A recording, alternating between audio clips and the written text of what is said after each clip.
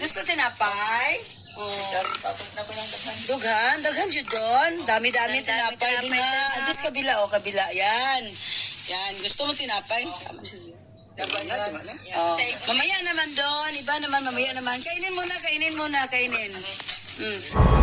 Isang mapagpalang araw po sa ating lahat, mga kalingap, mga kabisnes po namin minamahal. Sa bago pa lang po sa aking YouTube channel, pa-support po.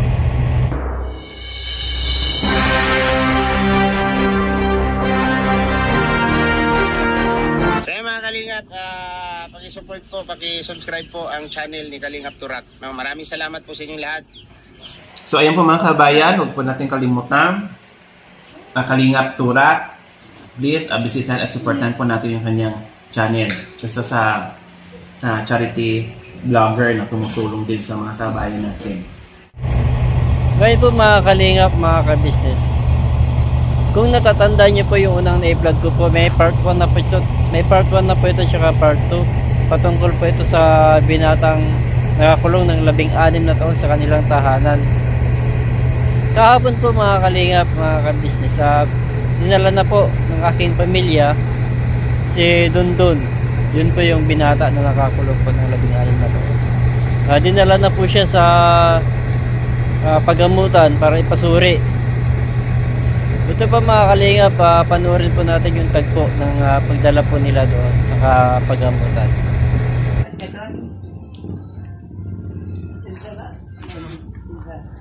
Chika ka doon? Wala na ito. Bangka doon na. Punta tayo doon. Maayo lang. Para magaling ka. Okay. Ulat ka, magsibigas lang. Yan ang sasakyan natin ha. Sakay lang. Para hindi tayo sakay sa tricycle.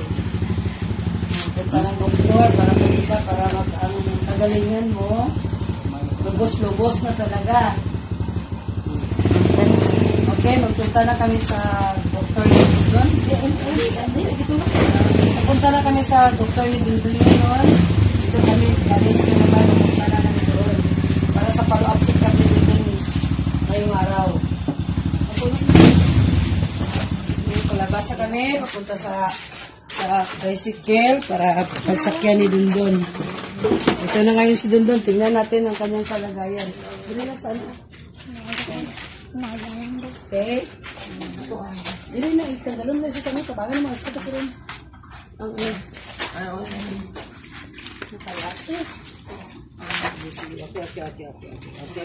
Okay. Mambon, dahil butang sa kalo, dahil. Ibaba na siya. Ipapuguo na siya sa ano. Okay. Bangin, pasagin. Ako lang. Ay, nandun ako lang. Siya lang. Kasi papa niya lang ang mag... Tama na.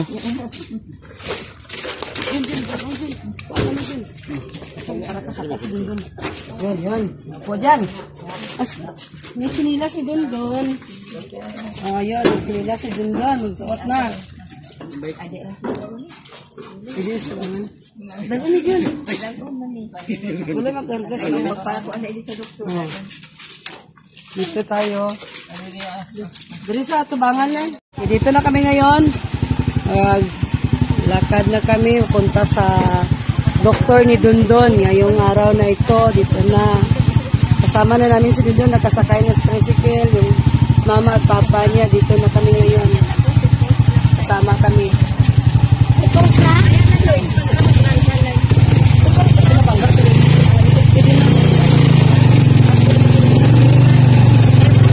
Magandang hapon mga kaibigan. Masang subaybay sa Kalingap Turak. Dito kami ngayon naghinto sa tabi ng daan.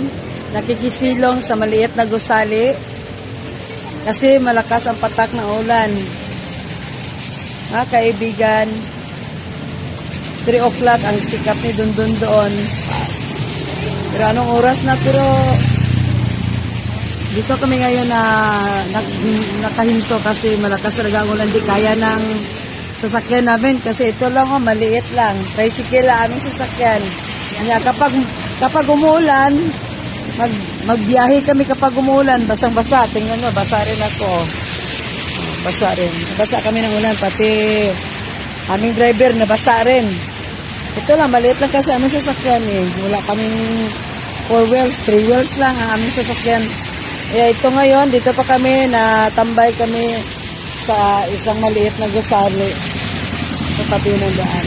At ikisilong lang kami, nagpapaalam kami doon sa may-ari nito. Kaya dito kami ngayon. Hindi pa kami makalakad kasi malakas pa ang patak ng ulan. Kaya kapatid, kaibigan, sa lahat na sumusuporta sa Kalingap Turak, yan yung aming kalagayan ngayon mga kapatid. Dito kami. Isikap namin na magpagamot si Dundon. Kaya ito, kahit gaano kalakas ang ulan, gaano ka-ulan, isikap namin na makaabot kami doon sa doktor ni Dundon ngayong araw na ito kasi schedule ng kanyang check-up ngayon.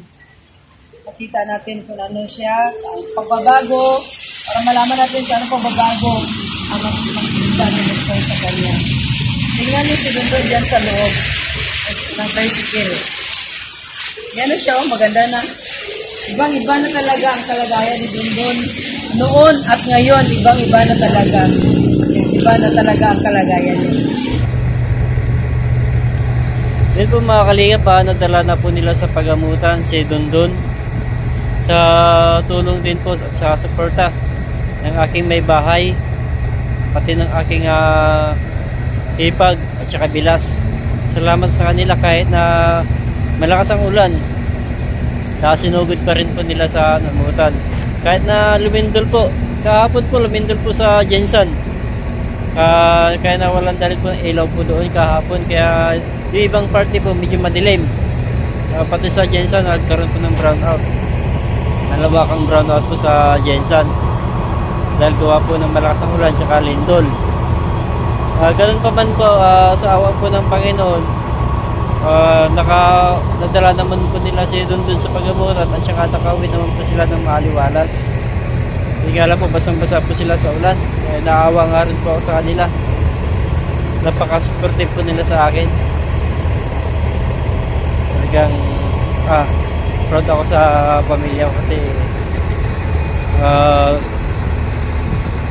todo suporta nila sa aking munting adhikain na makatulong sa ating mga kababayan.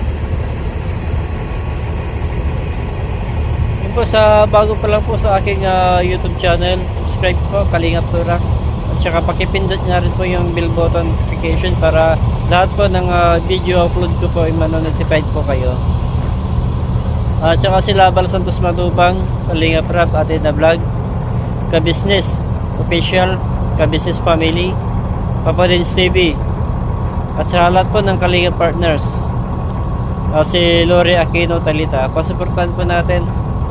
At saka sa lahat po ng charity vlogger po sa buong Pilipinas, supportahan po natin sila. Kahit po ng like ko po sinasabi, kahit na magkakaiba po kami ng grupang kinakaaniban, isa lang naman po ang aming adhikain ang makatulong po sa ating mga kababayan na nahigit na nangangailangan. Hanggang dito na lang po mga Kalingap, mga ka-business. Ingat po tayo lagi and God bless po. Bye bye po.